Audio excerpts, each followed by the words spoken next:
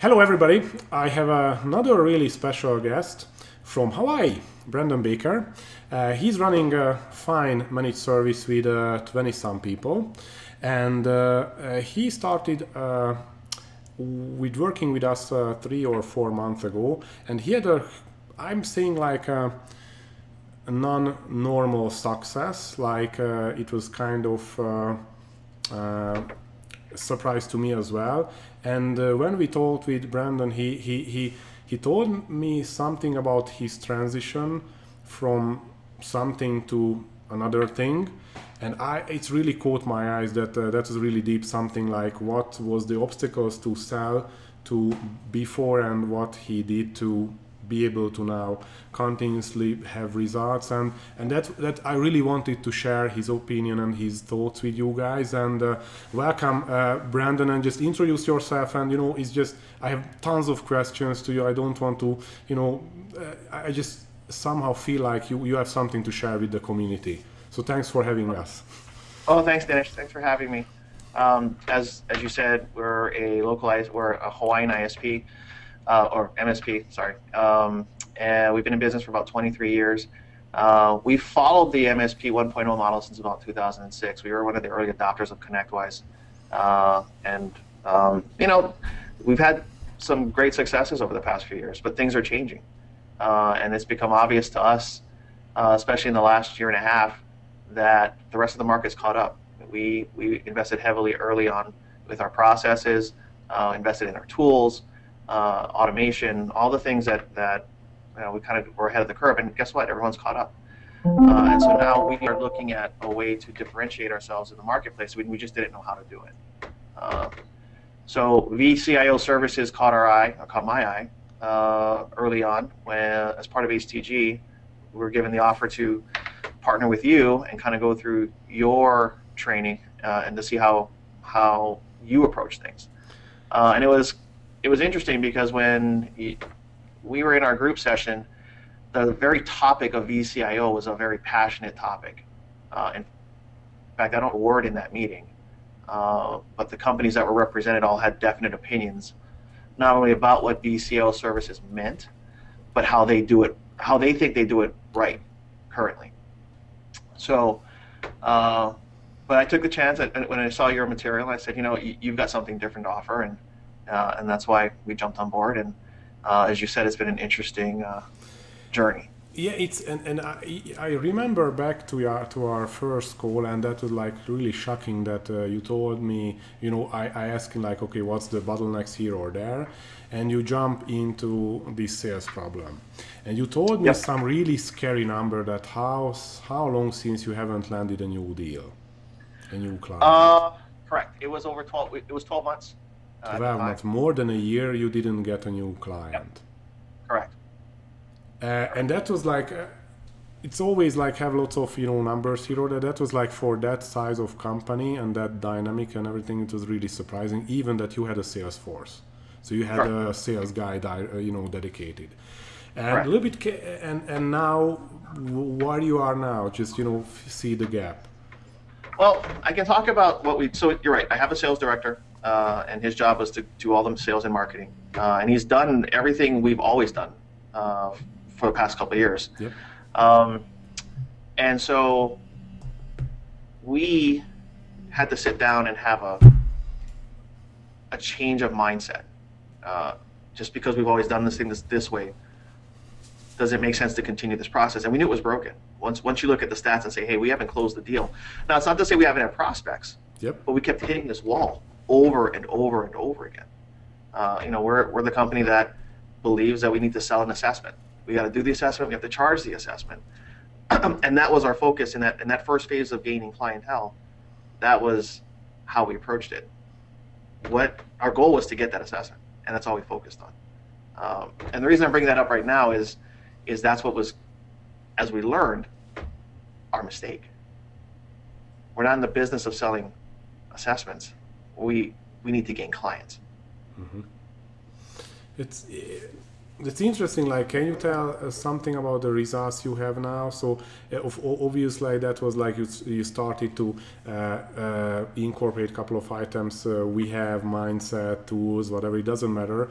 But what Yeah. I'm interested in this kind of transformation, because like what I always say to anybody, like we are 1% and the other end is 99%. So you can have tools, you can have everything, but if you are not using and you don't feel like and you don't incorporate in your thinking and everything, it just doesn't work, or it's not gonna work like anything in the world. So what's now? So what you see now, and then we can find out and go back, trace back the tracks, like how you were able to transfer to the results you have now. So the tools are, like you said, the tools are important, but it's not the tools. It's how it's where you apply the tools that are really important in that conversation. And it's even the types of conversations we started having from an internal perspective, and also customer facing. Internally, challenging everything we've done for so long is a problem, because the culture you build is all around these successes you've had in the past. But when it's broken, we all refuse to look at it because, hey, it's worked for so long. Why is it not working now? Well, no, we must be doing something wrong, or they're not the right type of. You make up all these excuses, basically. Yeah. Right? You don't take a hard look at yourself and saying something has to change. And that takes a lot of time and to kind of go through and make that mind shift that you have to come to acceptance. And that's really interesting that you are leading the company. You have the vision, something has to change, and you can go back to the old way of thinking because the culture and your people are not accepting something kind of new. And what was your initial pushback from internally? Like what they said to you, like, hey, this is don't fix what's not broken, kind of thing, or yes, exactly. Oh, I caused chaos when I first went back in and tried to do an exercise to redefine our value propositions and our core values and go through these exercises. I got immediate static from my leadership team. They didn't want to go through it. They were set on this ship. We've had proven success in the past, and they just didn't understand why we needed to do this. Okay, so you get this pushback. You still had the faith that you came, and I think the peer group was helping a lot on that. But what do you see backwards? Like, what was the turning point when they started to think, oh, you know what, Branden, let's try something, or how you see that? What was changed, or how you made this change? Or we did a 10-point exercise internally. And the question we asked ourselves was, why are sales low? And directly, you asked directly the problem. Absolutely. And it was interesting just to not only facilitate, but to participate in that process. And at the very end of that exercise, what I had written on the board is that we're a service-centric organization and not a sales-centric organization. Mm-hmm. And that illuminated to everybody our major problem, that we focus so heavily on the service side of our business because it's the core of what we do. It's the deliverable, that we forgot about putting any effort into our sales process. And we really had to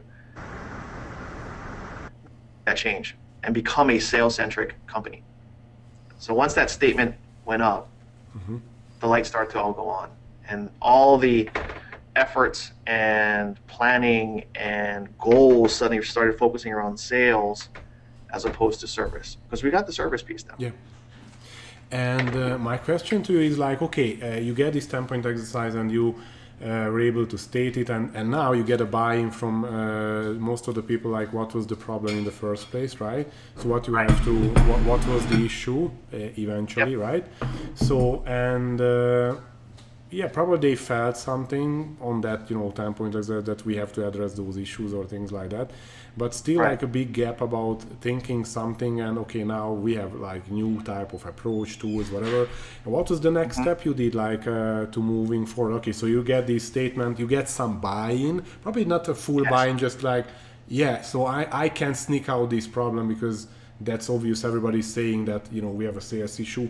How was for your salespeople, like, like that you have a sales VP and the full organization is saying that we are not a sales organization, and I'm a sales guy. I would kill them. So, so it's like, wasn't a tension there, or I can't really imagine that. So, what it clarified is yes. So to reiterate your point, my sales team, my sales guy, it looked like this weight had come off his shoulders. Like finally somebody's getting my challenges and my frustrations. Yeah. Okay, I get it. So it wasn't attacking. It was like, okay, guys, now so you understand me. Okay, that's awesome.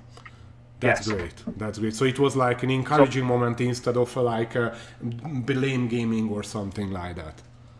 Right. I mean, for full disclosure, the way we'd manage each other, I'd manage him before is I'd have his goals, his targets, and we'd manage his meetings and everything else. And the results were supposed to be, did you sell this system assessment? And he'd come back and tell me all these things, don't BS me. Sales guys give you why we couldn't do it, things blah, blah, blah, blah, blah. And so once we pulled that out, stopped focusing on those details and focused on really supporting the efforts and the process, really, that's when things started to change. And what was the first things you started? I guess you coached them, so you did this thing together or something like that, because you get the education, not them. So I don't even know him, so something like that. So what was the next thing you did? Well, the next thing we decided to do was document and come to the table with what our process looks like now. Right now. So this is the current process as we've done it for the last 10 years. Okay. And then we said, what do we need to change to break through these walls? So we sat down as a group and we kind of went through phase 1s, phase 2s, phase 3s, phase 4s, and we really had this interesting discussion of everything we've learned to sort of break it down into what the goals were for each meeting, where we introduced certain things like the money talk, and kind of go through the process in terms of at what stages are we presenting the money or presenting the pains, presenting the solution. And then we started circling around the fact that we realized our assessment was in the wrong place. We didn't earn the right to actually sell that. Okay. And it was all part of it. So it was way too early to present that, right? So for us, we came to the aha moment of discussing the pain, earning the trust, and then circling around how do we have it, not presenting our solution, just listening over and over again until we felt the client is ready to listen. That's interesting what you were saying, but it's not something you incorporated a sales process and it didn't work and you changed it. It was working. Right. That was a proven method how you build a business that sell the assessment early and stuff like that. And now it seemed that it was broken, this stuff, like a year ago or something like that. But why? Why things has changed? Well, what we do now is, like I think I said it earlier, where we're no longer unique. Everyone's got an IT provider. So selling the assessment sense because people were in deep pain and deep trouble. That's no longer the case anymore. Right? They're not as... So you mean by that, like the problems are not that visible, they don't really have that much problem because the full industry code up, and basically a mediocre IT provider can solve the immediate needs for a client, so you don't really run into that big, shit or something like that when, now I'm the master and you follow me because I help you to get out of this trouble, right? That's a fair statement. Mediocre, and mediocre is not good enough. And that's sort of what we were running into, without understanding how to kind of fit ourselves into that picture.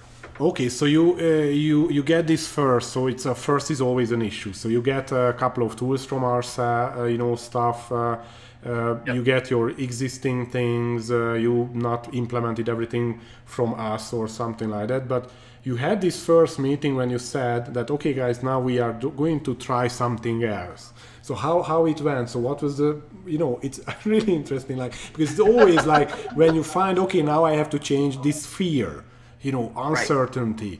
I'm going to be silly. I don't know how to do this. I'm sending a questionnaire. Holy cow, what's going to come? It's just, I can imagine that this stuff is like... Yeah, it was white. I call it the white eye moment where everyone's eyes are big and going, "What are we doing here?" And why, So we just spent time going through it, and it takes time. You've got to dedicate the time to go through it. I believed in what the value it could bring, and I just had to get my team on board with it. And by doing, and I've just had to commit to spending the time and answering their questions and alleviating their fears. And then we had some use cases. So we had some clients that we had some use cases. We were stuck, and so we went through the process. Okay, we're stuck here. How do we move this forward? And we compared our two processes and realized, okay, well, we sort of got stuck here. We know why. What can we change to kind of move the needle? And we did, using some of the tools. There were some aha moments going through that. Said, okay, one of the things we learned is giving a client homework or potential client homework gets buy-in. Yep. And why is happening? So nobody likes homework. So how is it creating any type of buy-in? Because at that point we understand that they feel like there's enough pain that they're going to participate in the process now. Okay. We're not simply showing up and talking and delivering a number. We're actively engaged in describing their pain and developing a solution to alleviate that pain. Yeah, it's somebody told me that how is it working is that we have the solution pretty early as providers because we know the industry, we know the pain, so we even see what's going to happen, so we know what's the solution, and we feel like we have to give them the solution as soon as possible because that's when we give the value, right? And it's nothing wrong with that. It's like, hey, you know what? Don't move forward. I know you need this, that. But it's really totally a contrary, right? So it's like, hey, I wasn't able to express myself. You don't really know me to buy the right to give me any advice. And 7 habits of highly effective people, number 4 habit, listen first. And then, understand what's going on. And so somebody told me that in this process is that it was so hard not to say what the solution. Yeah, right? that was us. It was so hard and just do another meeting, But what they get up is like they were able to. They had the same solution like what we were going to give them but they realized that. And they get the buy-in that, we figured out what we need. This is what it is. Yes, we have this stuff. And that was like a totally opposite, conversation, but it took like 2, 3, 4 meetings to get there. Hey, and I'll just reiterate that same experiences, right? With our use cases, we went back and we listened more. We stopped. We don't want to give, and we were that company. We show up, first meeting, we can do this, we got you covered. But you know what? We need to put a little more time in your network. Here's our number, blah blah blah blah blah. No. Now we're turning into, and it's hard. And what we're doing now is before we have any sales meetings, we're meeting to discuss the strategy, look at the process, where we're at, and we're reminding ourselves about not speaking on the solution. Yeah, when we know what the challenges are going to be, we understand what the goal of that specific meeting is going to be, and early on we just stop giving away the solution.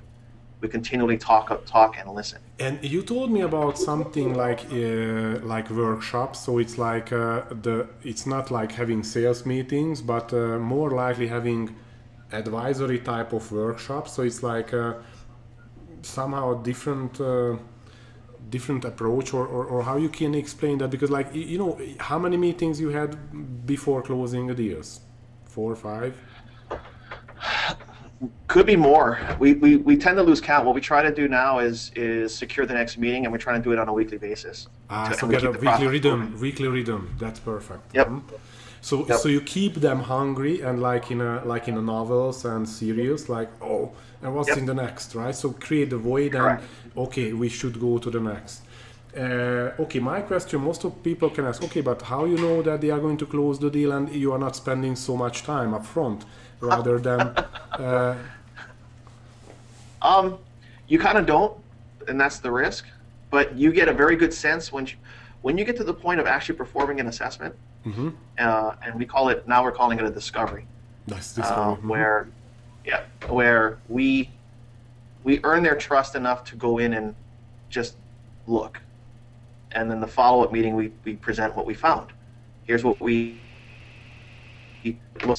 and here are some of the things that we think we could recommend. We don't present any money. We don't present any solutions. We just talk about, this is the pain you told us about. Here's what we discovered. Here's what we think is causing that pain. And our solution sort of looks like this. Is that something you're interested in? And then we secure the next meeting. So basically, did you use the ITCQ for that? Yeah. Well, it would depend on the tool, right?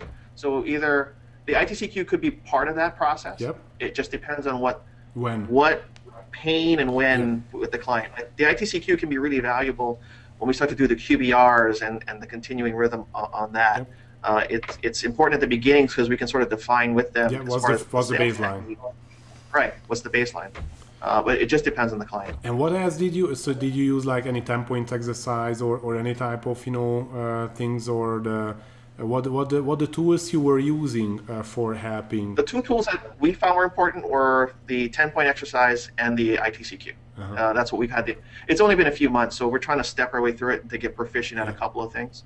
And as we get more comfortable, I'm sure we'll start to use some of the other modules. It's my question. It's perfect because that's like a jolly joker. So, for example, when do you feel like? Because I have this question most of the time, like when I should use like the ITCQ, which is like a questionnaire-based, outcome-based reporting, which is really closed, and the 10-point exercise is like it's really too open, and that's nothing between, right? So it's like you have to somehow feel what tools you should use, but what's your idea for when you use typically ITCQ, when you use typically the 10-point exercise? That actually just comes up when I'm listening. When we're listening in the group, and you start to in your head feel like, okay, well, I've got command of this tool, which is going to be the best approach for the client to address that pain. And sometimes, like the ITCQ is interesting as we can do that almost right up front. Yep. And then you've got these talking points. But it can also be overwhelming because it's so huge. So we try, so one of the things I would consider is not presenting everything we discovered in the ITCQ, but how the pains are matched up with what we've learned in the ITCQ, and just kind of focus on those key areas. It's just because the idea is to keep the conversation moving forward. And my question, like, okay, we are tech guys, right? Like you and this whole team is like based on tech guy. But 10-point exercise is like more likely something like more consultative thing. Do you see any? What was your opinion about doing something which is really consultative? Like, okay, guys, now we are writing something on the whiteboard or the Excel sheet. So some structure to give some structure to a usual loose meeting.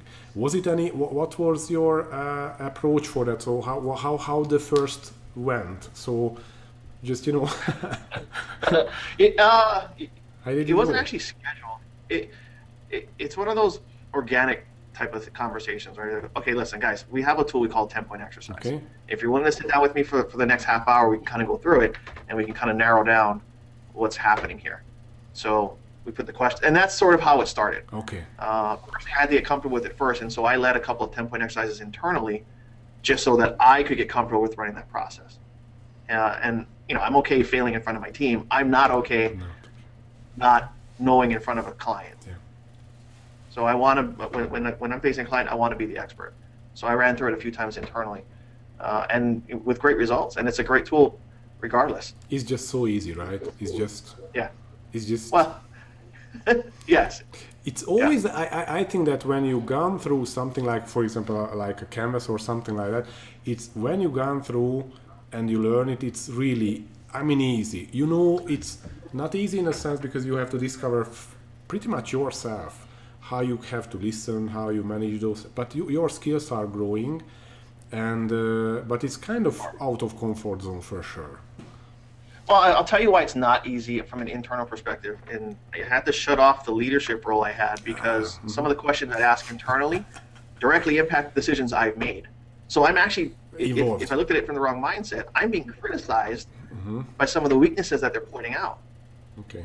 So I had to completely remove myself from the situation and act strictly as a facilitator. And for me, that was the largest challenge, was getting my emotions in check and not being defensive, and opening up and listening to what the team was saying to address the problem at hand. Okay, so you get this first meeting, you get this 10 points exercise. What was the feeling, or what the feedback you get from this 10-point exercise from the people? How does it impact? How this type of approach impact the interest or trust or anything from the client perspective? Did you feel Well, some? I haven't done it enough to tell you to give you a use case, but Yep. we're one for one. In other words, by the time we got to that point, we knew the deal was done. It was just a matter. Even the numbers kind of just faded away. We had gone through enough investment with each other Yep. that the number we brought to the table was a non-issue. In fact, we closed the deal a week ago, and it was probably the easiest signing we've ever had. It was an afterthought. Yeah, and I know I don't want to speak out the numbers, but this was big. It was big. Yep. So it was big. So actually, question to you is like if somebody, like you, what would you suggest to yourself, like half a year ago, back in time? I'm not looking for shortcuts, but people are listening. Just what's the 3-4 things you would say? Try that or believe that, or don't be discouraged here or there. So it's like because Sure. Yeah. Okay. Well,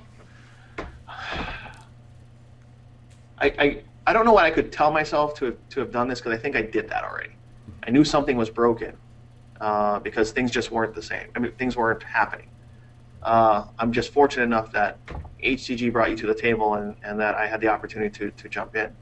I will say that it's not easy. It is a huge commitment. I think you and I have seen each other every week for the last 4 months. Yeah, almost every week. That's a chance, yes.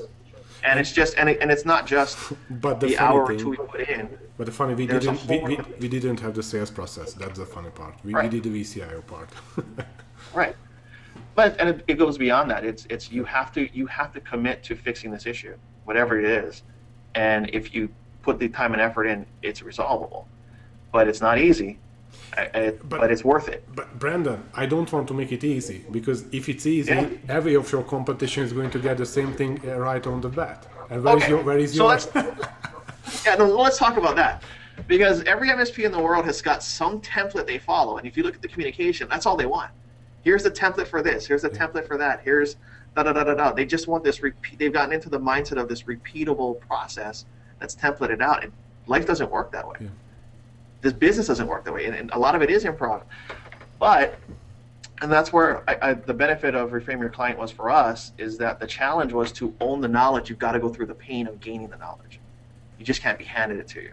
And that was a big benefit of the approach, is working with you, and really the peer group that's associated with the learning is really key, because that peer group will challenge you, will also give you a lot of knowledge, and you share not only goal, but you probably have common problems. So it's really important to be all in, and talk about your problems, talk about use cases, and share the knowledge. And that's really where we started to gain some momentum, was within the group itself. So you mean like first thing was like do it, so actually like do that. Second thing is like get walk the talk.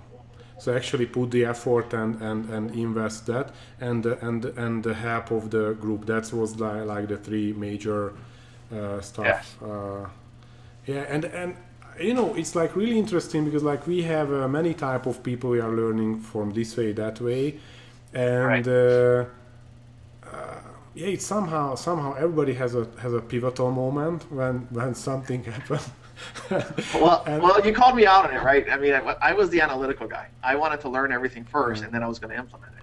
But about halfway through, as I kept going back and having more questions and everything, it became pretty obvious that I needed to start doing this stuff. And and I got comfortable enough. I had to figure out, okay, well, if I'm going to do it, how am I going to do it?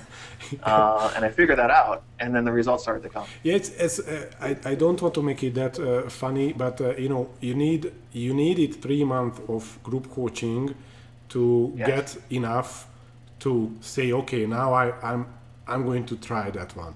And it was like a couple of weeks to make this whole thing ready. So that's a kind of exactly so like if you see other people on the group was like more practical, they did more mistakes and come back all the time, but everybody do stuff and implement stuff differently that we have to accept. But that's and Branden, I know you have to run, and thanks for your time. And we wish you best of luck, and keep going and don't lose the momentum. And probably do like an interview like down when you get more stuff under your belt. But I'm really impressed, to be honest, and I'm really encouraged that it's like good things to see that somebody like starts something and real transformation is going so short amount of time. So that's thank you for giving us your information and thoughts and everything. So I think the whole community will be thankful for that. Give some inspiration. So thanks again. Thank you. Maloha. Thank you. Aloha. Bye-bye. Bye, Branden.